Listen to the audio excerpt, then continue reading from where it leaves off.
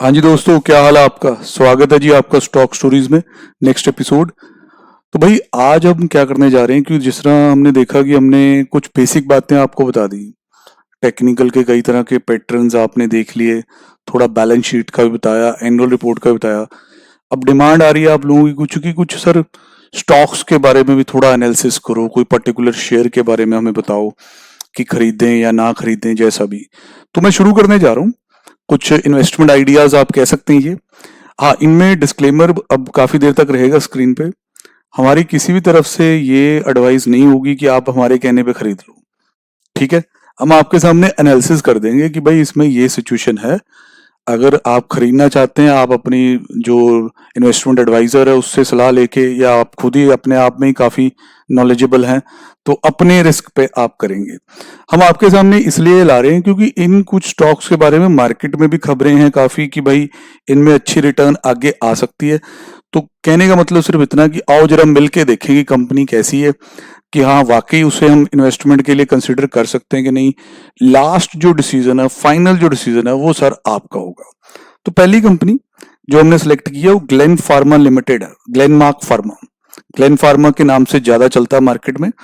तो इसका आज हम थोड़ा सा एनालिसिस करेंगे, थोड़ा फंडामेंटली भी देखेंगे, टेक्निकली भी देखेंगे। फिर उसके बाद ओपिनियन आप अपने आप बनाएंगे अपना कि वेदर यू शुड इन्वेस्ट और नॉट।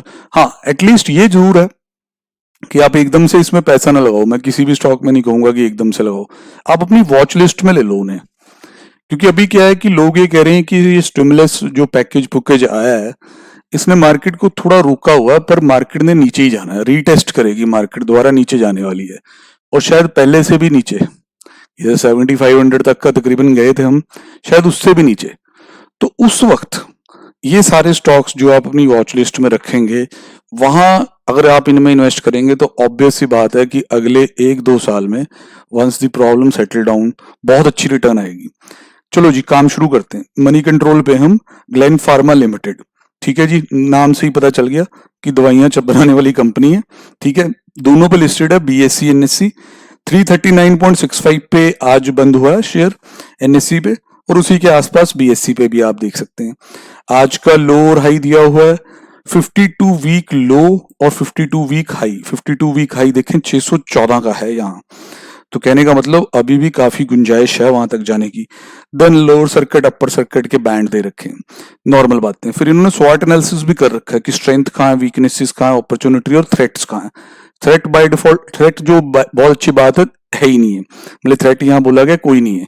हाँ, नो डाउट ये इनका ओपिनियन है, आप और सर्च करना चाहें तो कर सकते हैं।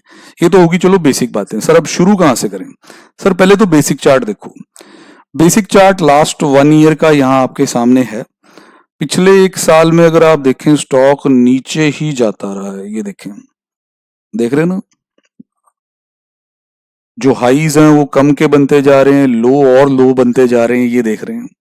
देन यहाँ एक मूव आता है थोड़ा, देन उसके बाद अगर हम यहाँ देखें तो यहाँ स्टॉक ने अपना 12 मार्च को लो लगा रखा है। ये देखें जी, ये लो अपने आप ये दिखाएगा यहाँ पे कि जो एल लिखा हुआ है, ये देखिए 161.65 का लो लगा रखा है 13 मार्च को। ये कह रहे हैं जो पिछले 1 साल का लो है 13 मार्च। अगर हम बहुत ध्यान से देखें तो उस वक्त मार्केट को झटके लगने शुरू हो चुके थे बेटा, आपको याद होगा। मार्केट को झटके लगने शुरू हो चुके थे, हमें इसलिए याद है कि उस वक्त हम लाइव क्लासेस में पढ़ा रहे थे। ते बच्चे पूछ रहे थे सर आज तो मार्केट बहुत टूट गई सर, आज तो ये हो गया सर, वो हो गया। फिर उसके बाद और झटके लगे, 23 मार्च तक तो झटके काफी लगते रहे हैं।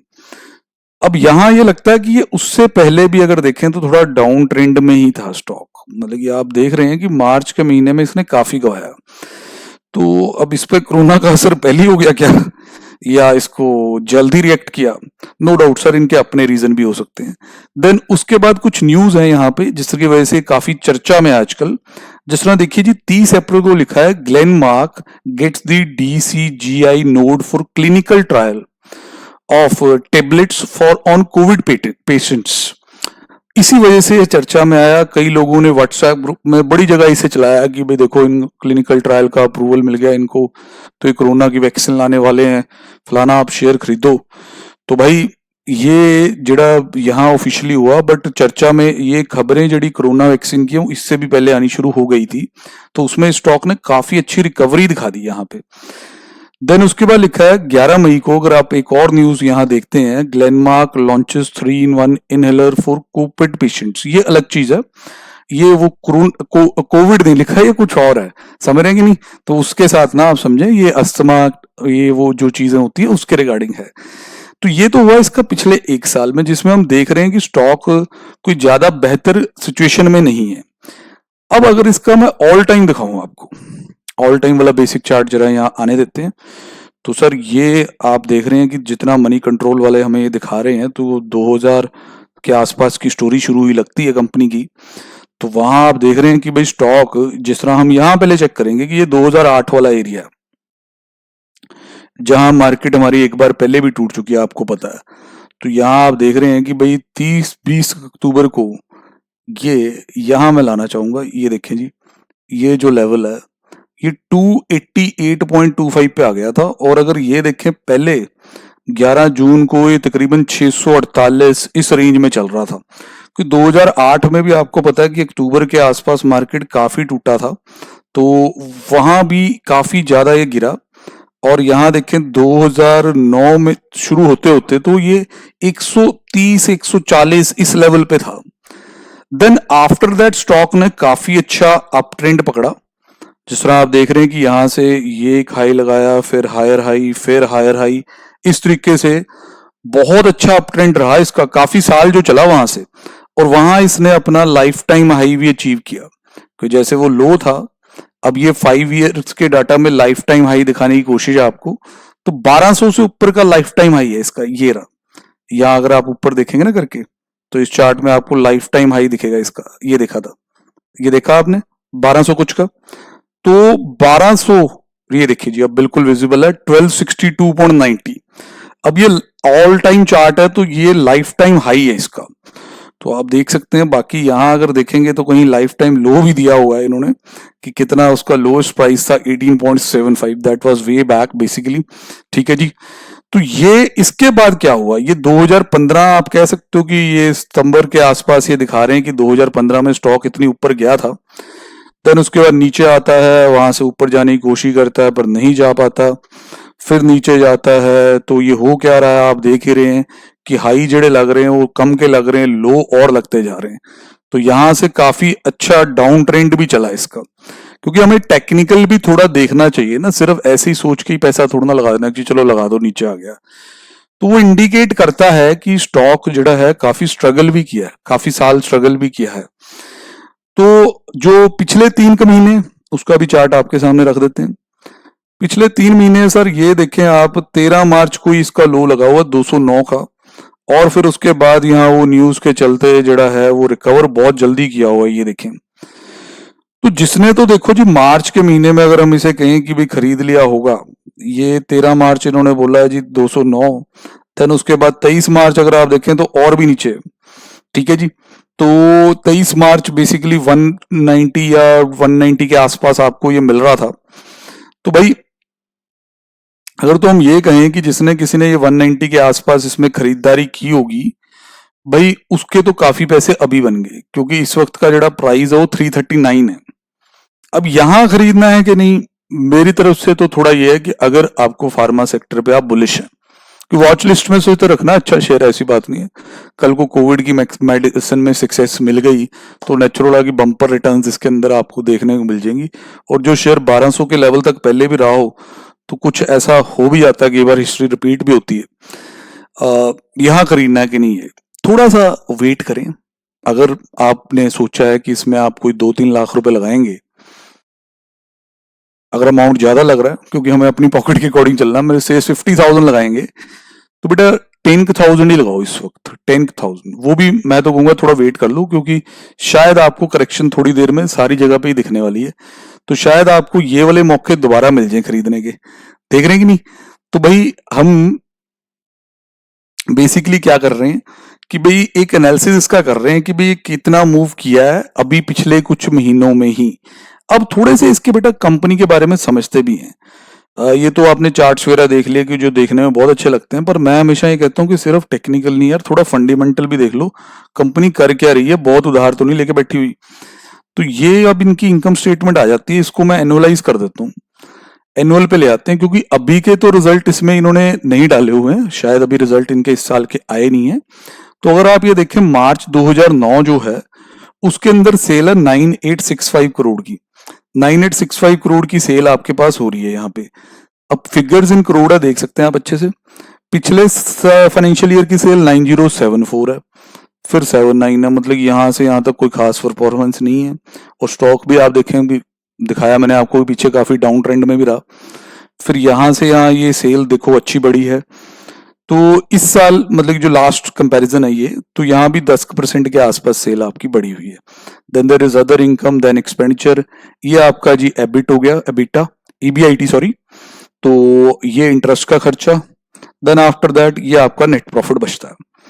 अगर नेट प्रॉफिट को सेल के साथ देखूं तो ये 10% के आसपास के मार्जिन मेंटेन करने वाली कंपनी इसमें दिख रही है। ये वाला साल थोड़ा माफ करें, उसमें इतना नहीं होगा। ये इनकी जी इनकम स्टेटमेंट रही। अब आ गई जी बैलेंस शीट। बैलेंस शीट के अंदर हमारी ज्यादा नजर किस पे होनी चाहिए, उधार कितना है, लायबिलिटीज कितनी है। जिस तरह की आप देख पा रहे हैं कि जो शेयर कैपिटल बेस है वो नेचुरल है, छोटा ही है, पुरानी कंपनी है, 77 के आसपास शेयर स्टैब्लिश हुई है। लिस्टिंग नो डाउट लेट हुई है। देन उसके बाद रिजर्व्स एंड सरप्लसेस में अगर आप देखें तो अच्छा आपको अप ट्रेंड दिखता है कि रिजर्व्स बढ़ रहे हैं, ठीक है जी। उसके बाद करंट लायबिलिटीज मतलब short term obligations, then there is other liabilities also, तो अच्छी खासी अदर लायबिलिटी की वेटेज भी इसमें है। इन दोनों को अगर जोड़ लें तो ये लायबिलिटीज काफी हो जाती हैं। देन उसके बाद हमारा एसेट्स में अगर देखें तो फिक्स एसेट मतलब हमारे पीपीई, इनके अंदर हमारी इन्वेस्टमेंट बढ़ी है, ये थोड़ी थोड़ी बढ़ रही है, यहाँ पे आप देख सकते हैं। देन और कैश फ्लो बहुत इंपॉर्टेंट होता है कि जब हम वैल्यू बेस्ड इन्वेस्टमेंट की बात करते हैं तो हमें कैश फ्लो जरूर देखने बहुत जरूरी होते हैं। कैश फ्लोज के अंदर अगर देखें तो ऑपरेटिंग एक्टिविटीज में पॉजिटिव कैश आ रहा है, देख रहे हैं आप अच्छे से, पॉजिटिव कैश उसके अंदर आ रहा है। बट 2018-19 में कैश फ्लो जनरेशन ऑपरेशन से कम हुई है एज कंपेयर टू 17-18। तो एक चिंता का विषय आप कह सकते हैं कि कैश फ्लो ऑपरेशंस में बढ़ना बहुत जरूरी होता है। इन्वेस्टिंग एक्टिविटीज में नेगेटिव होना कोई बुरी ज्यादा बात नहीं होती। इन्वेस्टिंग एक्टिविटीज का मतलब होता है investment in fix assets, plant and machinery और फाइनेंशियल जो एसेट्स होते हैं हमारे उनमें। तो अगर तो कंपनी अपनी हार्डकोर पीपीई में पैसा लगा रही है, नई नई फैक्ट्री साइट प्लांट मशीनरी ले रही है, तो ये कोई बुरी बात नहीं है। Then there is financing activities, जिसके अंदर काफी अगर आपने देखा हो तो रीपेमेंट्स यहाँ दिखता है कि हुई हैं और उसका काफी अच्छा आउटफ्लो है। This will include interest, this will include the repayment of loans, समझ रहे हैं कि नहीं, ऐसी चीजें, लॉन्ग टर्म लोन्स के जो आपके क्रेडिटर्स वगैरह हैं वो तो यहाँ आते हैं रीपेमेंट के वक्त। देन उसके बाद जी कुछ और अदर एक्टिविटीज भी दी हुई हैं जो इन तीनों के साथ क्लासिफाइबल नहीं है। नेट कैश फ्लो नेगेटिव है भाई पिछले साल, चिंता का विषय। ऐसी कंपनियां ज्यादा अच्छी नहीं मानी जाती जो पॉजिटिव कैश ना जनरेट कर रही हूं, तो इसका थोड़ा आपको ध्यान रखना है।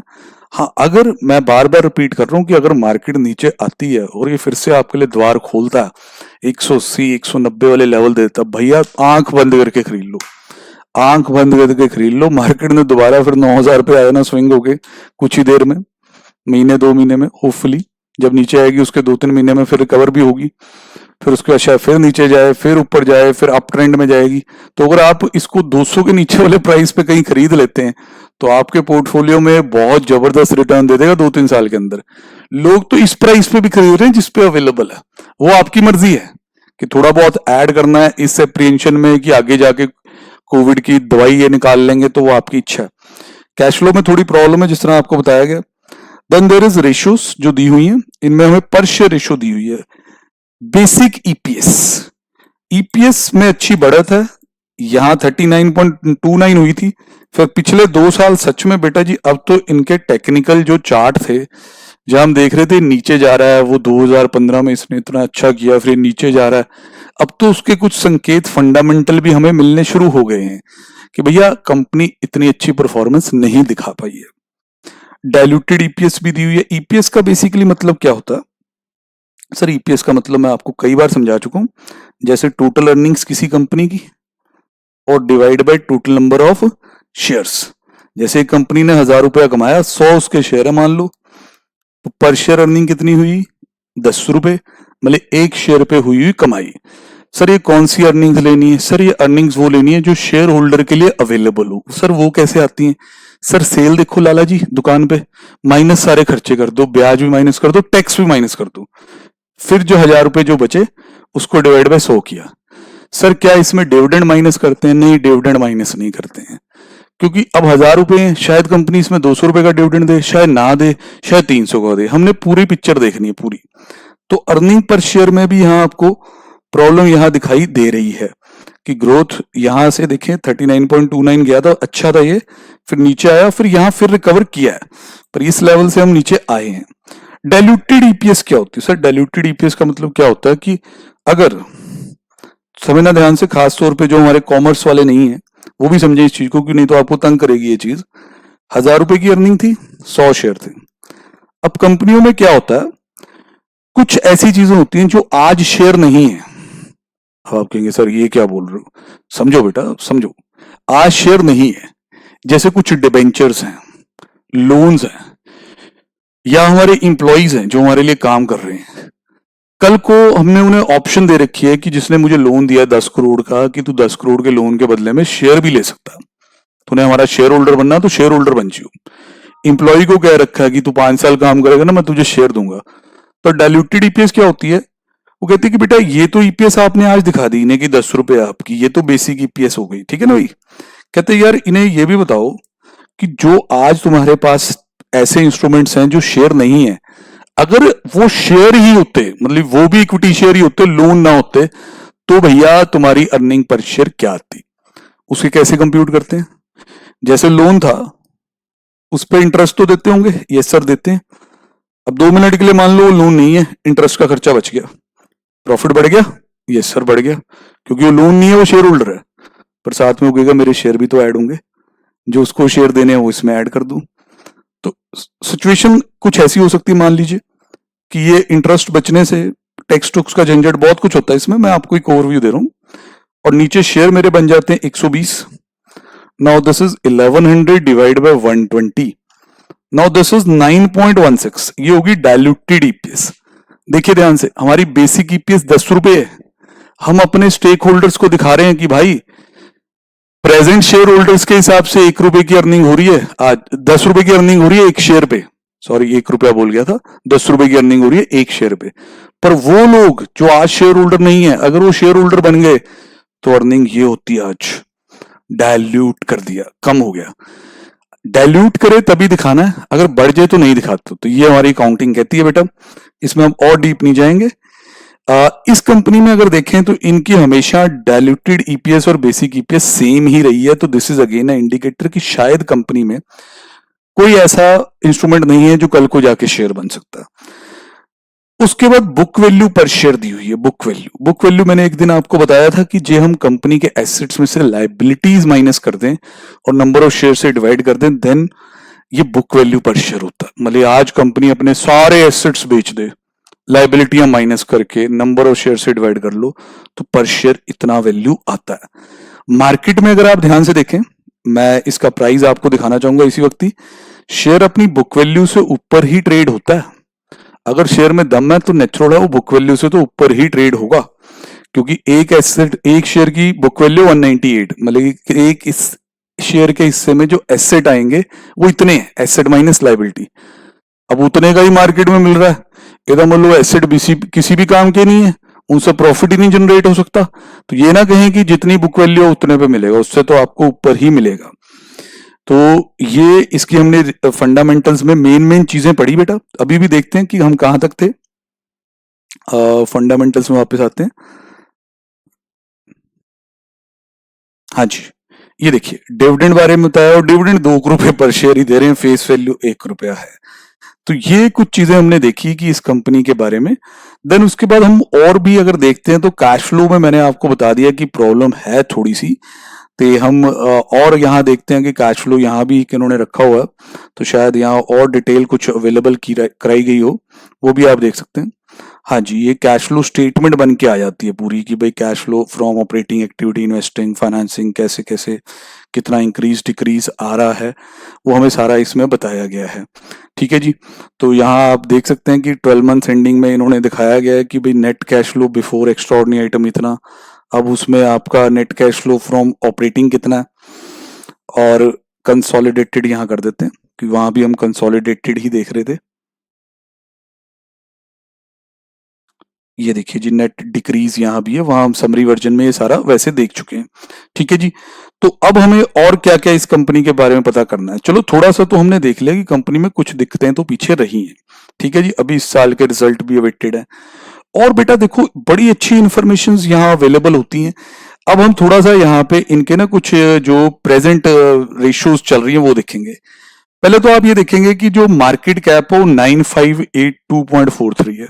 मार्केट कैप आप समझते हैं, याद है आपको कि भाई number of share into market price पर शेयर। फिर इनकी जो पीई रेशियो है, पीई रेशियो 13.36 है। उसके बाद बुक वैल्यू 198.63। पीई रेशियो का मतलब समझते हो, एक बार समझा देता हूं। जैसे क्या होता है, प्राइस अर्निंग रेशियो। जैसे किसी शेयर का प्राइस 200 रुपए और अर्निंग पर शेयर है उस पे 40 रुपए की, तो पी रेशियो कितनी हुई उसकी, 5 टाइम्स। इसका मतलब जितना ये शेयर एक साल में कमा लेता है उससे 5 गुना प्राइस पे आपको मिल रहा है। बाकी सस्ता मिल रहा है महंगा मिल रहा है इस पे मैं अभी कुछ नहीं बोलूंगा, पहले इसको समझ लें आप। सर जो उसकी एनुअल कमाई है वो 40 रुपए है और वो एसेट आपको मिल कितने का रहा है, 200 रुपए, तो आप कितना प्राइस पे कर रहे हो, 5 टाइम। किसी भी एसेट क्लास में नॉर्मली जो प्राइस होता है वो उसकी एनुअल अर्निंग से काफी ज्यादा ही होता है। प्रॉपर्टी की बात करते हैं, अगर एक शोरूम मान लो आपको साल में 20 लाख रुपए का किराया दे सकता, मान लो शोरूम आपको 20 लाख रुपए का किराया दे सकता, दुकान है कुछ है, 20 लाख रुपए पर एनम किराया आ सकता, पर उसके लिए आप 2.5 करोड़ रुपए लगा रहे हैं पहले, तो यहां भी तो प्राइस अर्निंग रेशियो 12.5 टाइम हुआ। समझे? तो ये हमें एक इंडिकेटर देता है कि भाई अर्निंग्स के मुकाबले प्राइस कितने मल्टीपल में है। फिर उसको हम इंडस्ट्री से कंपेयर करते हैं, उस सेक्टर का देखते हैं क्या ट्रेंड चल रहा है, उससे आइडिया लगाते हैं कि हाई मल्टीपल पे अवेलेबल है या लो मल्टीपल पे अवेलेबल है। बात करते हैं इसके बारे में भी।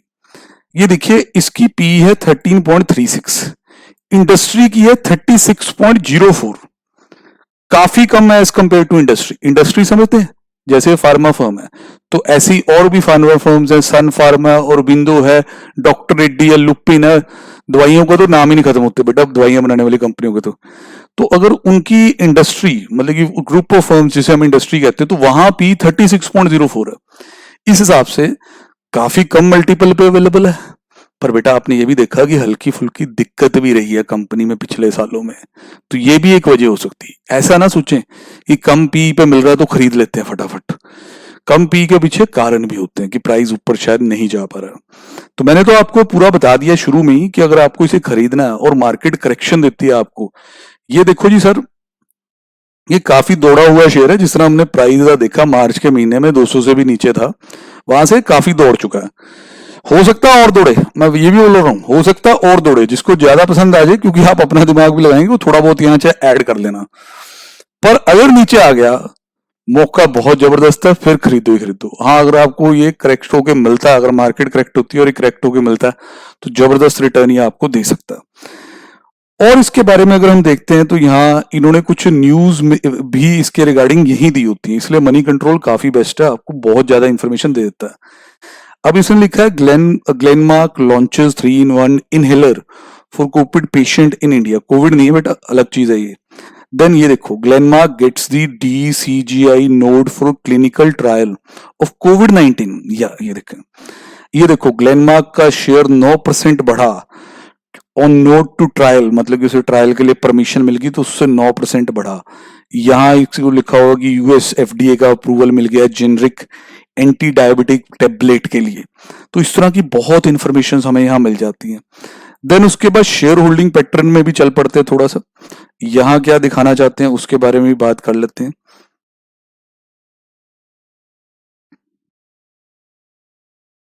एक मिनट, ये देखिए जी, share holding pattern and mutual fund holding. जैसे इन्होंने हमें ये जो शेयर होल्डिंग पैटर्न दिया हुआ है वो जून 19 के हिसाब से दिया हुआ है। प्रमोटर 46.58 होल्ड करते हैं, F I eyes F P eyes इतने परसेंट, डी आई इतने, और म्यूचुअल फंड वालों के पास 4.88 है, अदर डीआईज। और जो छोटे रिटेल इन्वेस्टर हम लोग हैं तो हमारी इसमें परसेंटेज कोई ज्यादा नहीं है भाई, ये बात आपको थोड़ी ध्यान में रखनी होगी कि हम लोग इसमें ज्यादा नहीं है, ठीक है जी। और इसके बारे में अब क्या क्या बातें आपको देखनी होंगी इन्वेस्ट करने से पहले, क्योंकि आपने बैलेंस शीट का अंदाजा भी ले लिया, आपने कैश फ्लो में भी थोड़ी सी प्रॉब्लम देखी। एक देखो जी, इन्होंने स्वॉट एनालिसिस कर रखा होता है मनी कंट्रोल वालों ने, और रेटिंग एजेंसियों को देखेंगे उन्होंने अपने हिसाब से किया होता है। बट अगर आप ज्यादा मेहनत नहीं करना चाहते, इतने खोज और छानबीन नहीं करना चाहते, तो ये भी कोई ऐसा नहीं है कि ये गलत कर रखा है, कुछ ना कुछ आपके काम आएगा, जरूर देखें। Promoter increasing share holding, strengths पढ़ रहे हैं, 5 स्ट्रेंथ भाई हैं। कहता बुक वैल्यू पर share improving for last 2 years, good, strong momentum, price above short term, medium and long term moving averages, growth in quarterly net profit with increasing profit margin percentage, मतलब y on y, मतलब कि year बार year ये percentage बढ़ रही है। Promote company with zero promoter pledge, promoter ने कुछ प्लेज नहीं कर रखा है, तो अच्छी बात है, क्योंकि कई बार जब कंपनियां या प्रमोटर ज्यादा प्लेज प्लुज करते हैं तो वहां बाद में इश्यूज भी आते हैं, रीपेमेंट्स नहीं हो पाती हैं, कंपनियां तबाह हो जाती हैं। वीकनेसेस 6 दिखाई गई हैं। कहता म्यूचुअल फंड में शेयर होल्डिंग लास्ट क्वार्टर में डिक्रीज की है। ये वाली वीकनेस अगर मनी कंट्रोल की आप इसमें देखेंगे, बाकी भी बहुत ज्यादा शेयर्स में दिखाएगी। सर देखो, पिछला जो क्वार्टर है वो थोड़ा बुरा ही गया। अब उसमें क्या है कि रिडम्पशन रिक्वेस्ट बहुत हुई है, म्यूचुअल फंड लोग डर गए, पैनिक करके कि पैसे निकालने हैं। तो भाई, तो ये कोई बड़ी बात नहीं है, मैं ये बताऊं, इस तरह बहुत शेयर्स के साथ हुआ है। Decline in net profit with falling profit margin quarter on quarter basis पे, major fall in TTM net profit trailing 12 months, trailing मतलब कि जो पिछले एग्जैक्ट 12 महीने, decline in net profit Q and Q, decline in net cash flow, company not able to generate cash, हमने बताया था, high volume top loser, ऐसी बातें। फिर उसके अपॉर्चुनिटीज, कोई सवाल है तो स्ट्रेंथ, वीकनेस, अपॉर्चुनिटी, थ्रेट सब आएंगे। Company with current trailing PE ratio less than 3 year, 5 year, 10 year average, कहते हैं इसकी पी रेशियो इस वक्त काफी कम है, जो पिछले 3 साल की एवरेज, पिछले 5, पिछले 10 साल की जो एवरेज देखी जाए। Highest recovery from 52 week low, वो आपने देखा ही।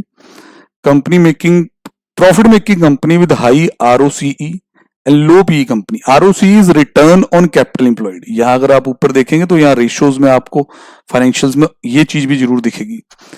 देन कहता है जी आरएसआई, तो ये हमारा स्ट्रेंथ का इंडेक्स होता है, तो ये कहता है जी इंडिकेट करता है कि प्राइस स्ट्रेंथन, ये टेक्निकल के अंदर आता है हमारा। वैसे जो अभी सीरीज चल रहा है उसके अंदर मैंने आपको इसके बारे में अभी तक पढ़ाया नहीं है, तो पेंडिंग है। टेक्निकल भी इन्होंने करके दे रखा है सारा, उसके अंदर अगर आप देखेंगे तो इन्होंने ये हमें पूरा डेली बेसिस पे जो टेक्निकल है, देन वीकली बेसिस पे है, मंथली बेसिस पे। डेली वाले पे कहता है वेरी बुलिश, पिछले कुछ दिनों में चल रहा है ऐसा।